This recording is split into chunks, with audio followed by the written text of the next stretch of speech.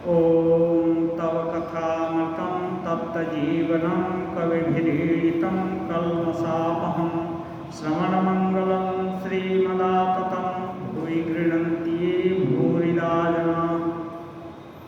श्री रामकृष्ण वचनामृत। ठाकुर श्री रामकृष्ण देव मणिरामपुर तथा बेलघर के भक्तों के साथ दक्षिणेश्वर में वार्तालाप कर रहे हैं। प्रसंग है सच्चे भक्त के लक्षण, हठ योग तथा राजयोग। बेलघर के भक्त पूछते हैं, आप हम पर कृपा कीजिए।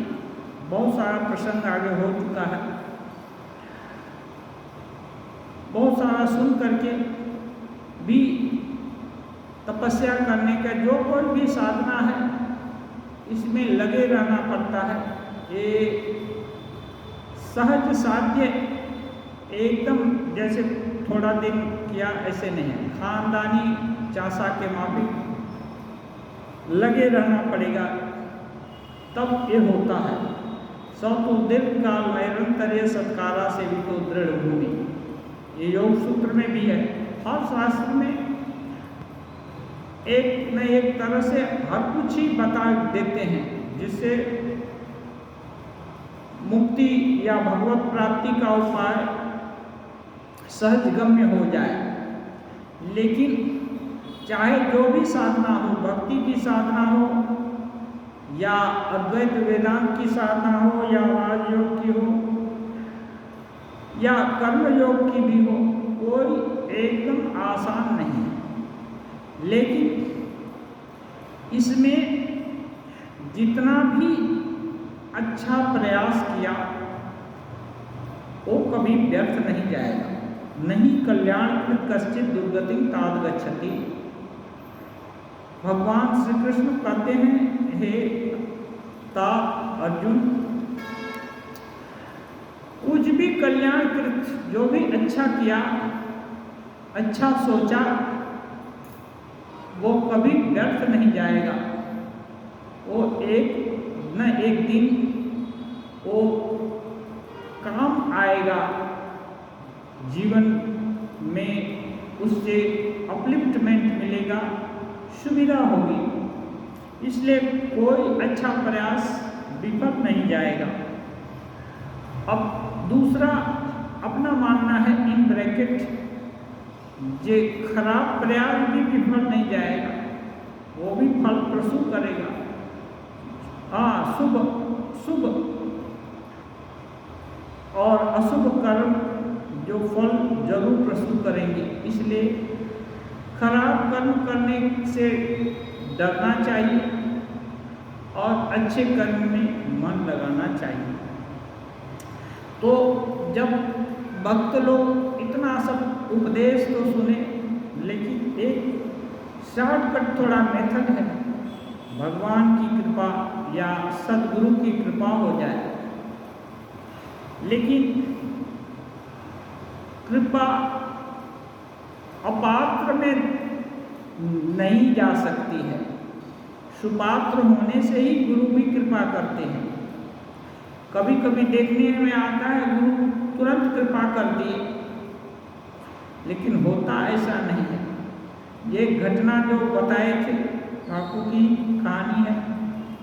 100 साधना एक जन किया, पूरा रात को जग करके पूरा स्मशान से 100 ले जाकर एक पेड़ के नीचे सब कुछ साधना, बहुत सारा।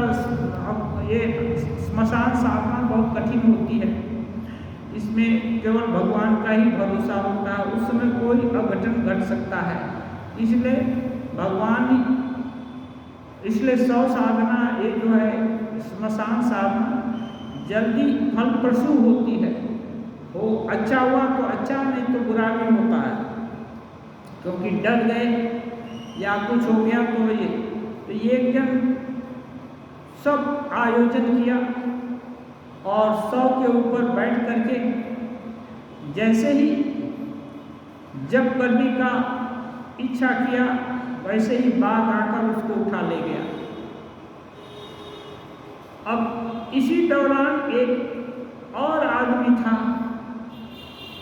कोई संयोग हो गया होगा, वो बाघ के डर से अपने को ऊपर चढ़ गया था, शेर के डर से, और पेड़ पर चढ़कर अपने को बांध करके सोचा था कैसे भी बाघों को ना देखे, क्योंकि जनरली पेड़ पर रात को कम ही देखते हैं, आज जमीन पर ही ज़्यादा देखें। तो वो बैठा था, देखा कि उसको तो बाघ ले गया, तो अब तो बाघ तुरंत नहीं आएगा। उतर करके उसकी इच्छा हुई, चलो बैठ करके थोड़ा जप करते हैं। जैसे उतरा और माँ का नाम लिया, तुरंत माँ काली प्रकट हो गई, बोलती है बेटा बांध लो। वो बोलता है माँ, बड़े आश्चर्य की बात, तुम्हारी कृपा पर ही मेरी अद्भुत जिज्ञासा हो गई। जिसने इतना मेहनत किया, सब कुछ जुगाड़ किया, उसको तो तुम बाघ के द्वारा उठा ले गई, और मैंने कुछ भी नहीं किया और तुम मेरे ऊपर प्रसन्न हो गई। भला बताओ तो इसमें क्या बात है? ये तो समझ में नहीं आता, तुम मेरे ऊपर प्रसन्न हो गई। माँ बोली, बेटा तुमको नहीं मालूम पिछले जन्म में तुम क्या क्या किया है, तुम सब कुछ कर दिया था, इतना ही तुम्हारा बाकी रह गया था, इतना ही बाकी था, इसलिए ये अब पूरा हो गया।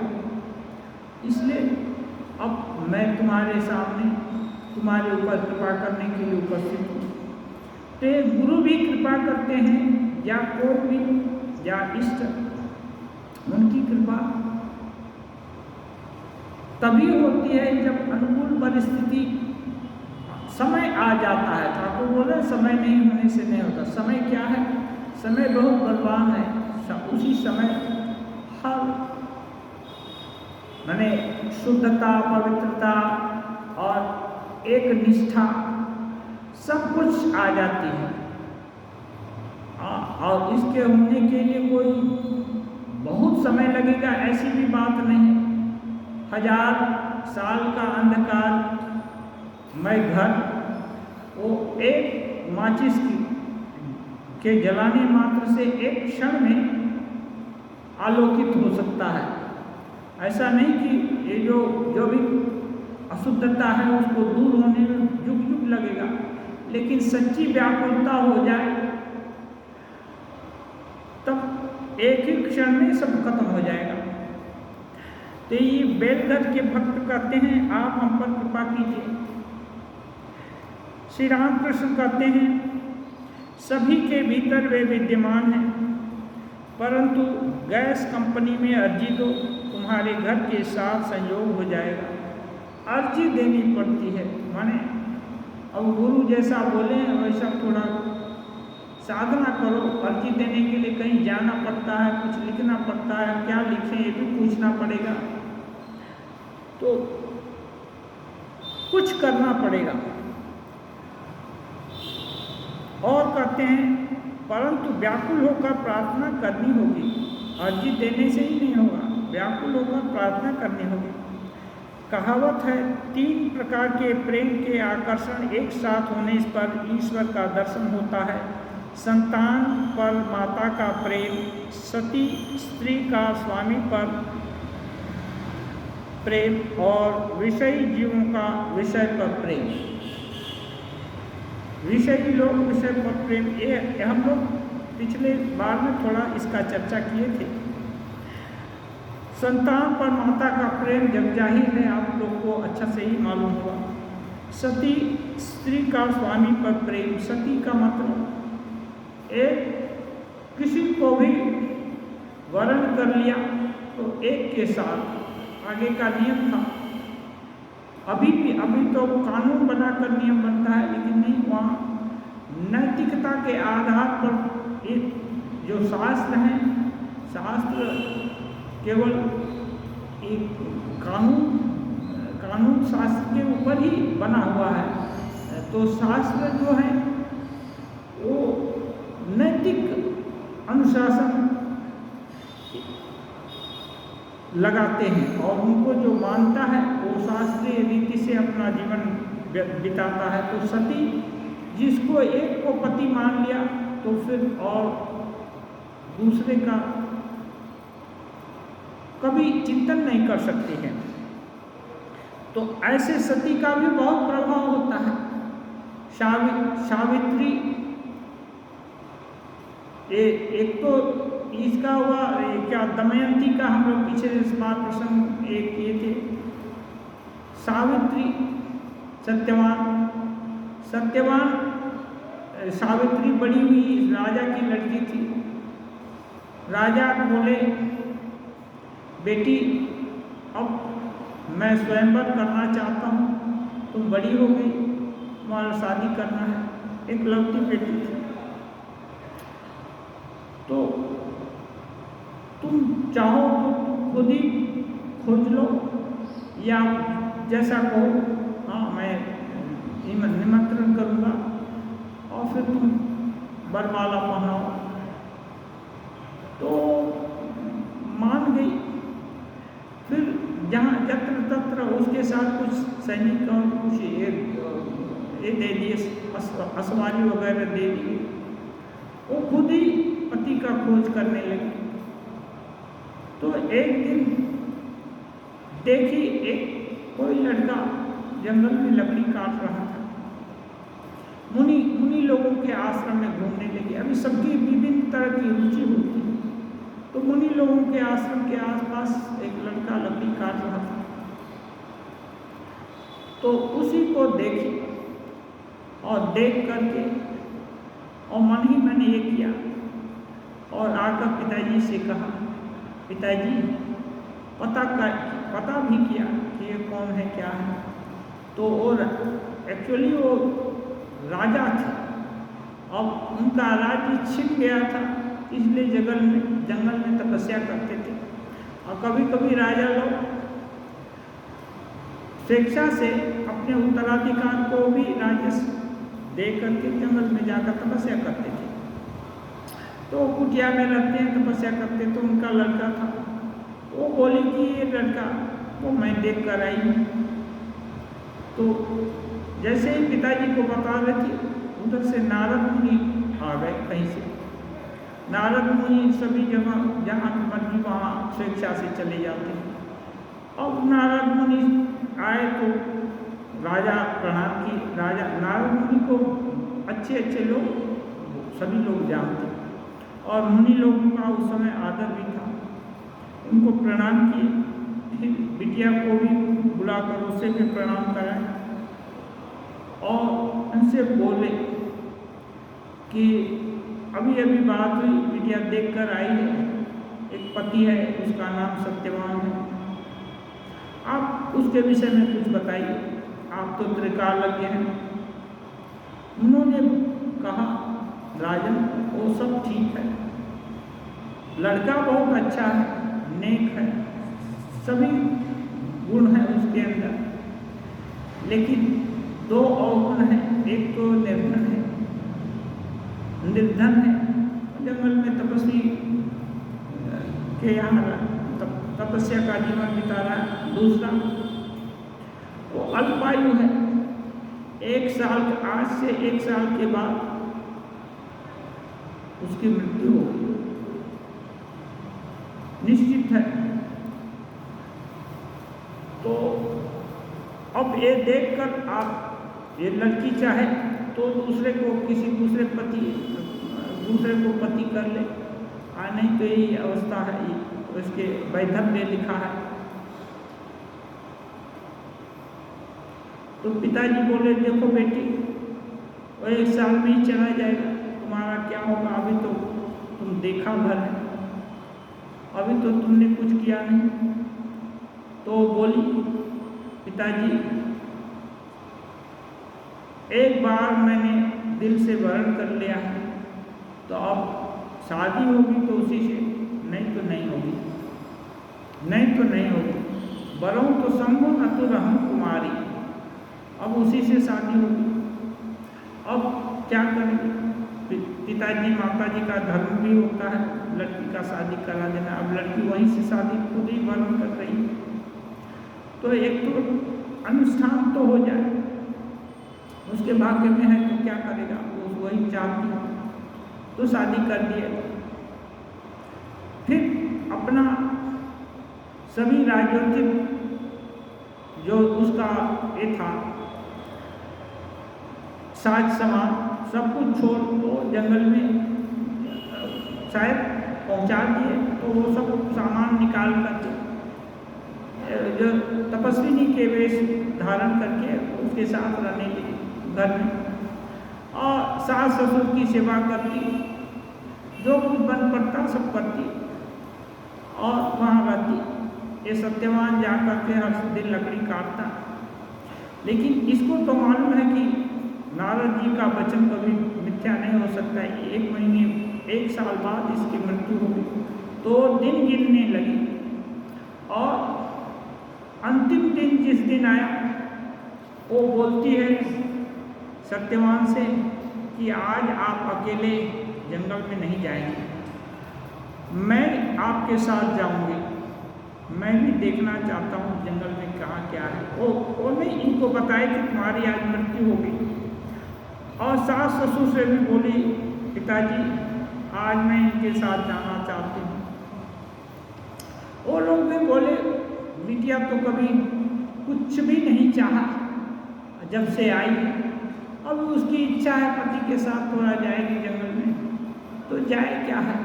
वो लोग छूट दे दिया और घर का सब काम करके माँ पिताजी को खिलाकर वो रेडी हो गई थी, उनके साथ गई सत्यवान के साथ। सत्यवान थोड़ा देर लकड़ी काटा, उसके बाद वो मुहूर्त आ गया जो नारद जी बतलाए थे,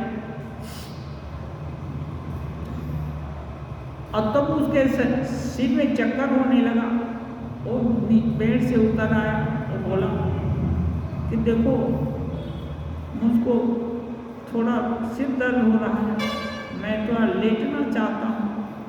तब क्या किया, वो बैठ गई और अपने जंघे पर उसका सिर रख दिया, बोला अब इसी पर आप मेरे ही पास सो जाइए। तो जंघे पर सुला दिया, वो सो गया। ये तो जान रही कि इनको नींद नहीं आ रही है, ये तो यमराज करामात करने के लिए आ रहे हैं। तो यमराज आए, ये सत्य का इतना प्रभाव देखिए कि यमराज भी दिख रहे हैं सावित्री को कि कोई आया है। तो वो बोले बेटी मैं तो इसको लेने के लिए आया हूँ, अब तू छोड़ दे इसे।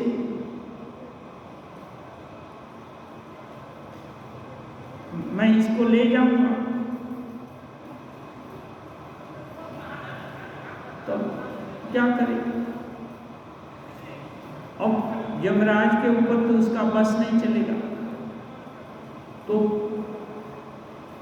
वो थोड़ी उनको सुला दिया, थोड़ी दूर हट गई। इसके बाद वो उसके प्राण को आकर्षित किए और लेकर चल दिए। पीछे पीछे ये भी चलने लगी यमराज जहाँ जा रहे हैं, क्योंकि इसकी भी सतीत्व के कारण इसकी भी गति, ये संकल्प जो होगा वहाँ तक जा सकती है। तो ये चलने लगी। कुछ थोड़ा देर बाद उनको लगा कोई आ रहा है, तो देखे, बोल रहे बेटी तुम क्यों आ रही हो। वो बोली कि आप मेरे पति को लिए जा रहे हैं, मैं सती अब मेरे पति का साथ छोड़कर कैसे कहाँ जाऊंगी, कैसे जाऊंगी, और आप जैसे संत महापुरुष आपका संग भी कैसे छोड़ सकती हूँ। तो वो और कुछ प्रश्न किए, अच्छा जवाब दिया तो वो खुश हो गए। फिर उसको वर दिए, एक वर दिए तो उसने मांगा कि मेरे माता पिताजी अंधे हैं, उनकी आँख हो जाए। फिर दूसरा वर, फिर कुछ दूर जाने लगे तो कुछ वो प्रश्न करते हैं तो अच्छा उत्तर दिया तो बोलते हैं आप बेटी तो लग जा, तो एक बार लो तो उनका राज्य पाठ वगैरह वगैरह सब कुछ मांग लिया। फिर भी चलती है पीछे, वो साथ नहीं छोड़ती, तो वो बोलते हैं बेटी अब तुम तो चला जा।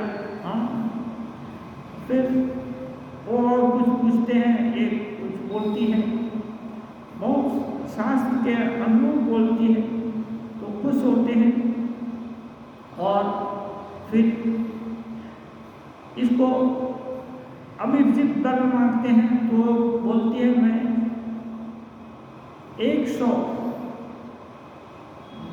बेटों की माँ बननी चाहती, माँ हूँ, ऐसा आशीर्वाद दीजिए। वो भी दे दिए, एवं मस्त कर दिया। फिर चलने लगे, फिर पीछे पीछे जा रही तो ये वो पूछे फिर क्यों आ रही हो? तब ये बोलती है कि मैं तो सती हूँ, आप मेरे पति को ले जा रहे हैं तो मेरे बच्चे कहाँ से होंगे? हाँ, तो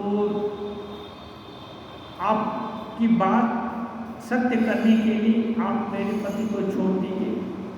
तो उनके पति को भी छोड़ दिया और फिर जहाँ की सत्यवान का शरीर था वहाँ वो आई और धीरे से अपने गोद में फिर उठाई और थोड़ी देर के बाद सत्यवान सोए के माफिक जग गया। और फिर अंधेरा हो रहा था थोड़ा, और वो तो रोज ही उसी जंगल में लकड़ी काटने जाता था, तो उसको पकड़ करके धीरे धीरे ये चली, वो ले आई। थोड़ा रात हो गया था, ले आई।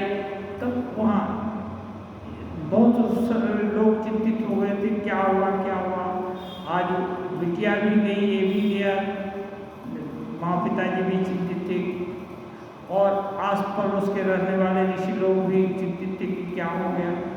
फिर गया तो सब लोग देखे अच्छा है, हाँ, और तब तक देखा लोग कि उनको आँख, उनकी नेत्र ज्योति है ना लौट आई। तब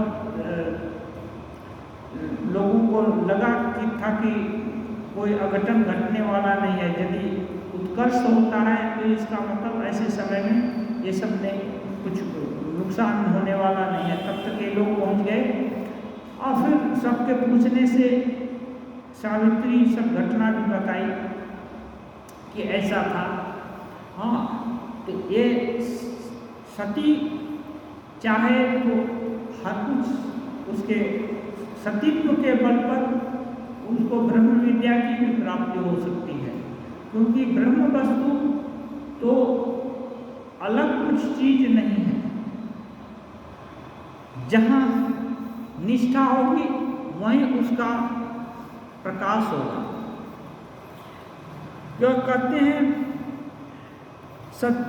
सती स्त्री का स्वामी पर प्रेम और विषयी जीवों का विषय पर प्रेम। विषय पर प्रेम तो जग जाहिर है, उसके लिए ही आदमी अंधा हो जा रहे हैं, क्या क्या नहीं कर देते हैं। हाँ, विषयी लोग विषय के लिए। सच्चे भक्त के कुछ लक्षण हैं। वह गुरु का उपदेश सुनकर स्थिर हो जाता है। सपेरे के संगीत को विषधर सांप स्थिर होकर सुनता है, परंतु नाग नहीं। और दूसरा लक्षण, सच्चे भक्त की धारणा शक्ति होती है। केवल कांच पर चित्र खींचा नहीं जाता, किंतु रसायन युक्त कांच पर खींचा जाता है, जैसा फोटोग्राफ। भक्ति है वह रासायनिक द्रव्य। कहते हैं सच्चे भक्त के कुछ लक्षण हैं। तो सच्चे भक्त नहीं हैं कोई, अभी सभी तो सच्चे भक्त नहीं हैं। सच्चे भक्त होने से तभी भगवान उसके बस में होंगे और उसका हो जाएंगे, लेकिन उसके आगे की होता क्या है, जो चीज़ हम पाना चाहते हैं या जिस अवस्था को पाना चाहते हैं उसका लक्षण यदि मालूम है तो उसको, उस लक्षण को, उस अवस्था को पाने के लिए हम प्रयास करेंगे। जैसे असत्यवादी को कभी भगवत प्राप्ति नहीं होगी, तो जो भक्त है सदा सत्य बोलेगा, एक क्राइटेरिया हो गई। तो अब यदि अपने झूठ बोलने की आदत है तो बार बार प्रयास करना पड़ेगा कि देखो झूठ बोलने से तो भगवान तो कभी नहीं मिलेंगे, भक्त भी कभी नहीं हो सकता है। तो ये ऐसे करके प्रयास करना पड़ेगा। सब अहिंसा, सत्य, अस्तेय, ब्रह्मचर्य, अपरिग्रह। अहिंसा, सत्य, अस्तेय, ब्रह्मचर्य, अपरिग्रह, ये 5 हैं। ये 5 चीजें हैं जो कि इनको सार्वभौमा महाव्रतम इसको बोलते हैं। किसी दूसरे को कष्ट देने की इच्छा हुई, किसी प्रकार से मनसा वाचा कर्मणा अकारण कष्ट देने की इच्छा हो रही है तो वो हिंसा होगी। अहिंसा माने सर्वभूत हिते रता, सबका कल्याण चिंतन हो तो वो अहिंसा में प्रतिष्ठा हुई। अहिंसा, सत्य, सत्य माने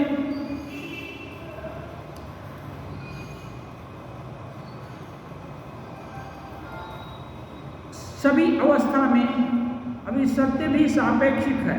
जैसे अभी ये बोलेंगे कि अभी प्रकाश है, लेकिन जब सूरज का प्रकाश रहता है उसकी तुलना में तो ये प्रकाश अंधकार के जैसा ही है या अल्प प्रकाश है। तो सत्य का परिभाषा सामान्य तरह से साधक के लिए ऐसा है कि जो दिल में सोचते हैं मन मुख एक करना, जो सत्य समझते हैं वही करते हैं और वही बोलते हैं, तब तो आज इसके लिए सत्य है। जैसे किसी को खराब पाठ सिखा दिया गया तो जो टीचर सिखा दिया है वो वही याद करेगा ना, लेकिन जैसे ही पाठ सही कोई उसको सुधार दिया तब वो उस गलती को सुधार करके फिर उसका ये कर लेगा, संशोधन कर लेगा। तो वो असत्य नहीं है। जैसे मान लीजिए किसी को वचन दिया कि हम यहाँ जाएंगे, इस काम को कर देंगे, जाने के लिए तैयार हुए, ठीक है, और रास्ते में ही एक्सीडेंट हो गया या अपने से बड़ा अधिकारी पकड़ लिया, जाने ही नहीं देगा कोई काम, और उसको छुड़ा करके हम जा भी नहीं सकते, तो ये असत्य भाषण नहीं हुआ, क्योंकि अपनी सीमा में ही तो सत्य की रक्षा कर सकता है, लेकिन जा सकता है केवल लापरवाही के कारण नहीं जाता है, तो ये असत्य भाषण, असत्य कृत्य हुआ। तो ये सब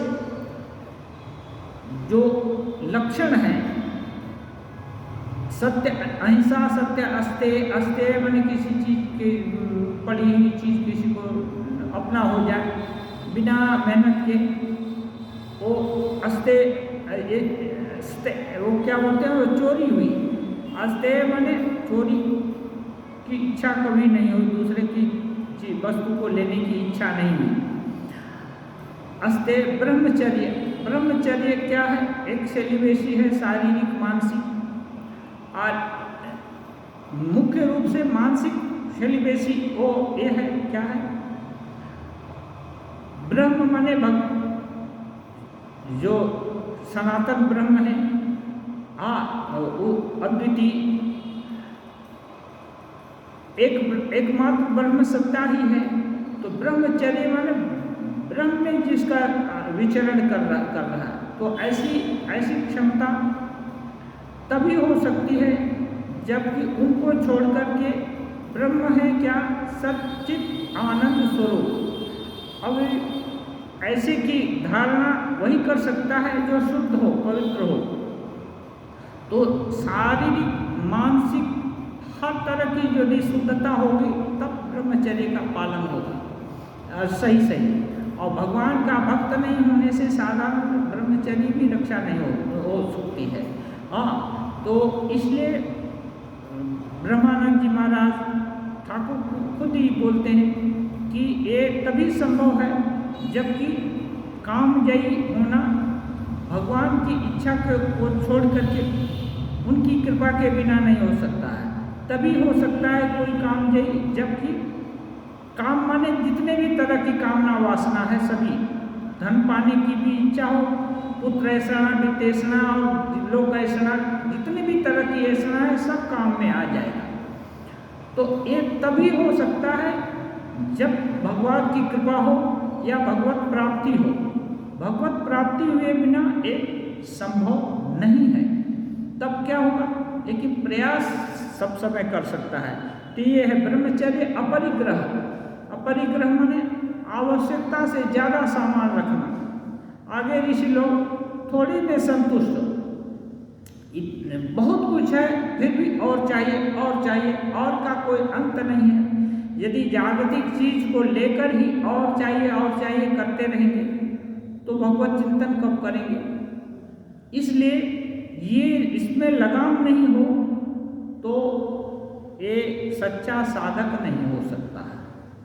हाँ, ये शास्त्र बोलते हैं अन्नम बहुपूर्वित, धन उपार्जन ज़्यादा करना चाहिए। ज़्यादा माने इसकी कोई सीमा होनी चाहिए ना, ज़्यादा का तो कोई अंत नहीं है। तो और कोई चीज़ सोच ही नहीं सकते हैं। इसलिए ठाकुर बोलते हैं धन से क्या होता है, खाने को अन्न होता है, पहनने को कपड़ा होता है और रहने के लिए घर होता है। बस इस संसार में चिंतन करके देखिए, कितना भी अच्छा प्लेन हो या कुछ भी हो, रॉकेट हो या कुछ भी, रहने का एक जगह है और खाने को अन्न और पहनने को वस्त्र होता है। इसको छोड़कर और संसार का आदमी किसी चीज़ से क्या पाता है। नाम यश किसका कहाँ रहता है, किसके बदन में चिपकता है, किसी का नहीं होता। और नाम यश मरते ही अधिकांश लोगों का नाम यश खत्म हो जाता है। कुछ दिन कुछ काल तक किसी को याद करते हैं, अनंत काल तक ब्रह्म वस्तु को छोड़कर और किसी का स्मरण कौन करता है। तो ये है अस्तेय। यदि कम से कम सामान से संतुष्टि जो है उसी से संतुष्टि हो जाए, ये सब यदि लक्षण हैं किसी के अंदर तो वो समझना चाहिए सच्चा भक्त है। वह गुरु का उपदेश सुनकर स्थिर हो जाता है। वो सुनेगा, जैसे आप लोग का जो भी नाम हो पुकारेगा तो आप जिसका नाम उच्चारित होगा उसी के कान खड़े होंगे और बाकी दूसरे को कुछ ये नहीं होगा। ऐसे ही जो ऐसा साधक होगा, गुरु जो उपदेश दे देंगे वो उसके दिल दिमाग पूरे मन बुद्धि में दर्ज हो जाएगा और अविश्वास नहीं हो रहेगा। लाटू महाराज पढ़े लिखे तो नहीं है थे, हाँ, लेकिन ठाकुर जो कोई भी उपदेश देते एकदम एक बार सुन करके ही उसकी धारणा करके साधना करते रहते, जब ध्यान जहाँ तहाँ बैठ करके करते रहते। दूसरे लोग, स्वामी जी बोलते हैं, हम लोग तो कभी कभी मन ये स्थिर नहीं रहता तो पढ़ लेते हैं और गा लेते हैं, कुछ कर लेते हैं। लाडू केवल ध्यान जो सुना है वो उसको बस ठाकुर से सुना है, उसको ध्यान करके ही जिंदगी को कटा दिया, इसलिए बड़ा तपस्वी है। तो तुरंत स्थिर हो जाता है। कैसे बोलते हैं, सपेरे के संगीत को विषधर सांप स्थिर होकर सुनता है। विषधर सांप है तो तुरंत स्थिर होकर सांप जो बीन बजाता है सुनता है। साधारण जो ये जो ढोना सांप ये सब है वो सब नहीं। यहाँ नाग लिखा है लेकिन नाग तो विषधर ही होता है, नाग नहीं। ये अनुवाद उतना अच्छा नहीं हुआ। कोई साधारण सांप है, ढोना सांप होता है और ये सब ये मोहर सुन करके आकर के फन हिलाएंगे वो नहीं है। लेकिन जो विषधर सांप है वो आकर के एक मस्त हो जाते हैं। और कहते हैं दूसरा लक्षण है, सच्चे भक्त की धारणा शक्ति होती है। ये जो धारणा शक्ति, सत्य, अहिंसा, ब्रह्मचर्य, परिग्रह, ये सब जो है रहने से धारणा शक्ति बढ़ जाती है। जो सुनेगा वो धारणा शक्ति क्या है, कोई चीज मिला तो उसके कैसे उपयोग किया जा सकता है, जो कोई भी उपदेश मिला उसको कैसे यूज कर सकते हैं, जिंदगी के हर क्षण में कैसे यूज कर सकते हैं, ये सब की उसकी बुद्धि, निर्मल बुद्धि ये हो सकते हैं। केवल जप करने का मतलब नहीं, भगवान का नाम सुन लिया तो कई मिनट या आधा घंटा या 1 घंटा जप लिया बस हो गया। वो कॉन्शियसली या अनकॉन्शियसली यदि अच्छे भक्त हैं तो सदा सुख में दुख में हर समय यदि आ जाए दिल में तो कभी कभी सुनाई देता है तो समझ में आना चाहिए कि नहीं उस तरह को उसमें रुचि हुई है। नहीं तो जबरदस्ती करके ये जो प्रैक्टिस किया जाता है वो क्या है, प्रयास है, एक्सरसाइज है। एक्सरसाइज का करने का मतलब ये नहीं कि एकदम प्रवीण हो गया उसमें। तो इसकी धारणा शक्ति होती है। केवल कांच पर चित्र नहीं खींचा जा सकता। ठाकुर बोलते हैं केवल कांच है तो साधारण कांच पर चित्र नहीं खींचा जा सकता, लेकिन रसायन युक्त कांच है, मरकरी लगा दिया तो उसके ऊपर चित्र खींचा जा सकता है। जैसे वो फोटोग्राफर का ये होता है। तो रसायन युक्त ऐसे ही भक्ति है वह रासायनिक द्रव्य। कहते हैं भक्ति रस, जो भक्ति रसायन यदि दिल में लगा दिया जाए तो उस पर भगवान का चित्र खींचा जा सकता है। ये क्या है, एक करने के बाद एक होगा और ऐसे नहीं होता है। हर चीज का प्रयास, जब बड़े होंगे, कुछ लोग सोचते हैं बूढ़े होंगे तो धर्म कर्म करेंगे। बूढ़े होने पर कुछ भी नहीं, जीना ही आराम हो जाता है और धर्म कर्म करना कहाँ ये है। और धर्म कर्म में इतना सोचा नहीं है। और अपने ये जो है अहिंसा, सत्य, अस्तेय, ब्रह्मचर्य, परिग्रह, ये सब बूढ़े होने पर कर पाएंगे ये संभव नहीं। जब तक तेज है, बल है, तभी तक इसके लिए प्रयास किया जा सकता है। तो जब भी जिसको अच्छा उपदेश सुनने को मिल गया गुरु से या सत्संग से, कैसे भी मिल गया, तो उस समय से ही प्रयास करना होगा। और प्रयास करने से आस्ते आस्ते धीरे धीरे करके उसका फल जरूर होता है। अभ्यासेन तु कौन्तेय वैराग्येण च गृह्यते। अभ्यास वैराग्याभ्याम तन्निरोध। अभ्यास और वैराग्य से उसका यही एक औषधि है, तरीका है कि जो चीज़ चाहिए उसको पाने के लिए हर समय प्रयास, और जो उसमें बाधक लगे उसमें हतोत्साहित करे, ऐसी चीज़ों को का परिहार, इनको छोड़ देना, छोड़ने का प्रयास करना। तो ये करते करते धीरे धीरे अग्रगति होती है। ऐसा नहीं होता कि नहीं होता है। बहुत लोग इस भगवान का दर्शन पाए हैं और बंधन से मुक्ति भी पाए हैं। एक लक्षण और है, सच्चा भक्त जितेंद्रिय होता है। देखिए, एक ही लक्षण है तो दूसरा लक्षण जरूर आ जाएगा, ऐसा नहीं है कि ये नहीं होगा। जितेंद्रिय होता है, काम जयी होता है। गोपियों में काम का संचार नहीं होता था। काम के कारण श्री कृष्ण को गोपियां नहीं स्नेह करती थी, बंसी बजाने से नहीं वहां दौड़ जाती थी। वो बोलती हैं तुम मेरे आत्मदृक हो, मेरी आत्मा की आत्मा हो, या वो लोग जानती थी। इस आकर्षण से कहते हैं कुछ ऋषि लोगों, ये जो है रामावतार में उनकी इच्छा हुई थी कि श्री कृष्ण के साथ, वो लोग तो शांत भाव का, ऋषि लोग तो शांत भाव के उपासक, तो वो लोग की इच्छा हुई कि नहीं, भगवान का दूसरा एस्पेक्ट को वो लोग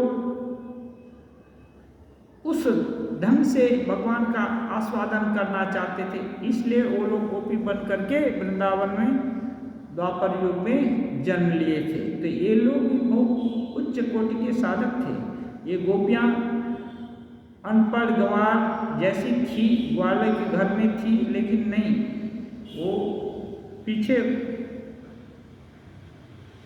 तपस्या की अर्जित तपशक्ति थी उनके अंदर, तो उनके अंदर काम भाव नहीं था, जितेंद्रिय।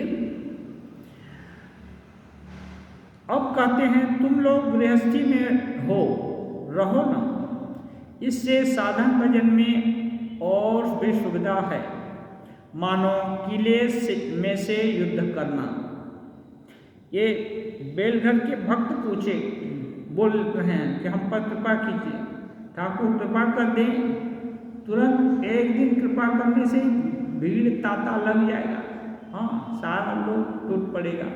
साधन भजन चाहिए, ऐसे नहीं। इसलिए कितना चीज़ बताते हैं साइंस, और फिर जब इतना बता लेते हैं तो आश्वासन भी देते हैं कि तुम लोग गृहस्थ हो, घर में रहो, इसमें कोई दिक्कत नहीं है। साधन भजन में और सुविधा होती है, घर में रहेगा, खाने की चिंता नहीं रहेगी, रहने का अभाव नहीं रहेगा। मानो किलों से युद्ध करना।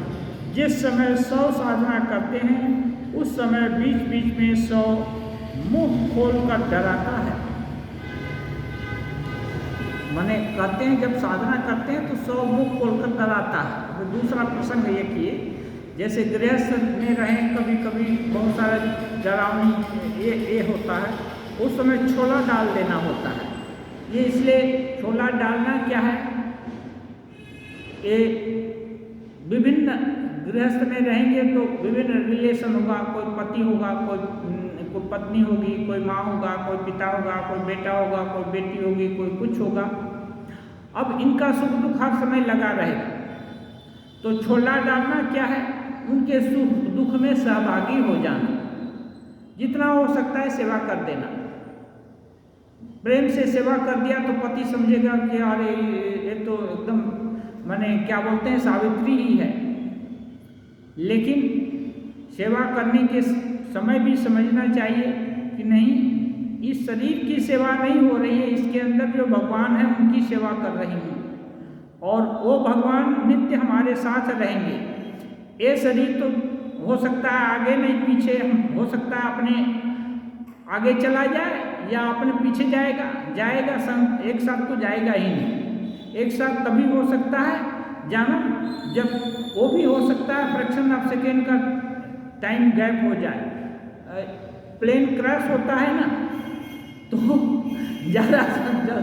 ज़्यादा देरी नहीं लगती है, सभी लोग एक साथ चटाचट, हाँ, लेकिन उसमें भी सेकेंड का देरी हो सकता है कि कोई इस क्षण में जाए, कोई उस क्षण में जाए। एक क्षण आगे पैदा होने के कारण राम बड़े भाई हो गए और लक्ष्मण भरत ये सब छोटे भाई हो गए, एक क्षण का ही अंतर था। तो ऐसे ही एकदम एक ही साथ जाना होगा, एक कोई जरूरी नहीं है। इसलिए ये चावल देना, ये देना का मतलब यही है कि इनकी ठीक से सेवा कर दी जाए। और कैसे जान करके कि ये पति का देह है, देह की सेवा नहीं हो रही है, इसके अंदर भगवान है, वो खुश होंगे या उनकी कृपा चाहिए, वो अविनाशी हैं, सदा अपने साथ रहेंगे, मरने के बाद भी रहेंगे, उनकी लिए इसकी सेवा हो रही है, तब झंझट नहीं है। तब जो सेवा की जा रही है वही छोला डालना हुआ, और उसके मुख में बीच बीच में डाल देना पड़ता है, 100 हाँ करता है, ये सब डिमांड आता है गृहस्थ में रहने से, तो वो डिमांड को थोड़ा पूरा कर दिया, निष्ठा के साथ पूरा कर दिया तो सब खुश, फिर साधन पथ में बाधक नहीं बनेंगे। अच्छा, सब के शांत होने पर निश्चित होकर जब कर सकोगे, ये है घर का रिलेशन सब समझेगा, पति सोचेगा नहीं पत्नी एकदम अनुकूल है, ठीक ठाक है, सब कुछ विश्वास है और समय पर काम आ जाती है, तो वो साधना करने में कोई बाधक नहीं होगा। ऐसे ही बेटा बेटी भी वो कोई झंझट नहीं। हर रिलेशन, ये रिलेशन इसीलिए बनाए गए हैं कि रहेंगे, और जब ये खटपट होगा या कुछ होगा तो उसको सही उपाय अवलंबन करके उसको शांत कर दो, तब साधना करने में सहायता मिलेगी, सहायक होगा। इसलिए घर वालों को शांत रखना चाहिए, और बाद में ठाकुर बोल रहे घर वालों को भी शांत रखना चाहिए। क्यों शांत कैसे रहेंगे? जब बढ़िया समुचित अच्छा व्यवहार करेंगे, दिखाएंगे तब, लेकिन उनको ही साथ समझ लेंगे, जन्म जन्म के साथी हैं, जन्म जन्म का साथी आत्मा के रूप में कोई भी हो सकता है, लेकिन जन्म जन्म का शरीर साथी नहीं होगा, शरीर बदलता है। आज कोई औरत का शरीर धारण किया है तो कल आदमी का शरीर हो जाएगा, और आज आदमी का शरीर है तो वो कल औरत का शरीर हो जाएगा। क्यों? वो जो जिसका चिंतन करते करते मरेगा वो उसका शरीर धारण करता है। हाँ, क्या यंग वापिस बनन भावं त्यजत्यन्ते कलेवरं तम तमेवैति कौन्तेय सदा तद्भाव भावितम्। यदि किसी को स्त्री में आसक्ति है तो स्त्री का चिंतन करते करते वो स्त्री बन गया, और उल्टा भी हो गया, स्वामी में आसक्ति है, पुरुष शरीर में आसक्ति हो गई तो वो पुरुष शरीर का चिंतन करते करते पुरुष बन गया। तो इसे है कि कोई किसी को टिया पाखी में आसक्ति है, चिड़िया देखते देखते वो हिरण जैसे जड़ भरत, और वो हिरण का चिंतन करते करते करुणा बस चिंतन हुआ, वो हिरण के प्रति आसक्ति नहीं थी, लेकिन नहीं जानकर भी माया आ गई थी। उसका क्या होगा, ये होगा, जंगल में जाएगा तो मर जाएगा या खा लिया जाएगा, ये होगा, उसके विरह होने लगा और उसी समय प्राणांत हो गया तो हिरण बन गए। लेकिन उनको तपस्या के कारण हिरण के योनि में भी उनको मालूम था कि मुझसे भूल हो गई, भूल हो करने के बाद भूल मालूम हो जाता है कि भूल हो गई, तो अब फिर उपाय नहीं है, अब उसको संशोधन करना पड़ेगा। तो संशोधन क्या है, हिरण हो गए तो अब हिरण का जो टेन्योर है समय वो तो पार करना ही पड़ेगा। वो करते रहे, उस कुटिया के ही इर्द गिर्द घूमते भी रहे, आंसू भी बहाते रहे। एक दिन उस शरीर का पतन हुआ, फिर ब्राह्मण के घर जन्मे। अब ठीक किए कि नहीं, अब इस उसमें मन को रवाना नहीं अच्छा, अब इस उसमें मन को लगाना नहीं अच्छा। हाँ, वो इस उसमें नहीं लगाएंगे, एकदम जड़ हो गए। हाँ, अब ये संकल्प दृढ़ हो गया। इसलिए कहते हैं घर वालों को शांत रखना चाहिए, उनके खाने पीने की व्यवस्था कर देनी पड़ती है, तब साधन भजन की सुविधा होती है। खाने पीने का व्यवस्था कर दो, जब ठीक ठाक चल रहा है बस हो गया, और साधन भजन करते रहो। हाँ, लेकिन कुछ नहीं करेगा, हर समय किचिर किचिर होती रहेगी, अब आपस में मतभेद बढ़ता रहेगा, बात वितंडा बढ़ती जाएगी। और थोड़ा सा साधना करके अपना ड्यूटी पूरा कर दिया तो सब खुश, और तब साधन भजन हो सकता है। जिनका भोग अभी कुछ बाकी है वे गृहस्थी में रहकर ही ईश्वर नाम लेंगे। नित्यानंद कहा करते थे, मागुर माछे झोल, युवती नारी कोल, हरि बोल हरि बोल। हरि नाम लेने से मागुर मछली की रसदार तरकारी तथा युवती नारी तुम्हें मिलेगी। ये जस्ट एक करना है, क्या बोलते हैं, नित्यानंद हरि बोलने के लिए ये सब, ये जस्ट इसको क्या बोलेंगे, ये लोभ दिखाना, इसको यूलॉजी बोलते हैं सही, इसमें प्रशंसात्मक वाक्य कि ऐसा करो तो ऐसा होगा। जैसे गिलोय का काढ़ा, गिलोय होती है ना, गिलोय का काढ़ा बहुत कड़वा होता है, इससे करीब 150-200 बहुत सारे औषध बनती है आयुर्वेद में। तो पिताजी बोलता है बेटा को, तब लंबी लंबी चोटी रखते थे, लड़की भी रखती है लड़का भी रखते।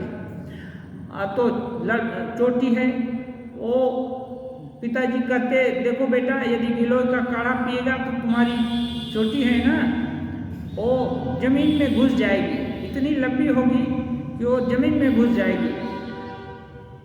जमीन में घुसेगा क्या मतलब, जमीन फोड़ेगी नहीं, बैठने से जमीन पर लेटने लगेगी। हाँ, तब इस लोभ से कि उसकी चोटी लंबी होगी और काढ़ा पीता है। काढ़ा पीता है तो क्या होगा, उसको उसका शरीर निरोग रहेगा।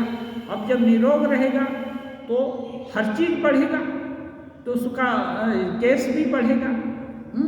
तो इसलिए बोलते हैं लंबा केस आगे ये था पुरुष लोगों का भी, जो इसका लंबा केस है वो माना जाता, अच्छा माना जाता, ऐसे स्त्री लोगों का भी। तो ये क्या है, ये लालच दिखाना, थोड़ा लालच दिखाया जिससे रुचि हो जाए। रुचि हो गई तो फिर समझ में आता है कि ये केवल रुचि पैदा करने के लिए लालच दिखाई गई थी।